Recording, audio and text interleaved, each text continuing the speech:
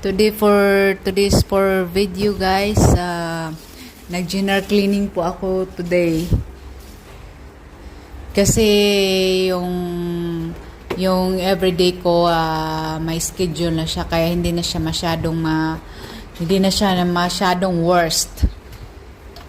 Yung mga ginagamit ko pala pagtanggal ng mga pagtanggal ng mga stain, pagtanggal ng mga mantika na tumatalsik sa mga dingding, sa mga cabinet, yan yung Clorox na strong guys, hindi yung Clorox na pang-decolor. Kailangan talaga strong gamitin natin. Bago ko tapusin yung trabaho ko, naglaga muna ako ng itlog para sa amo kong lalaki. Nilaga ko yung itlog niya. Yun, yan.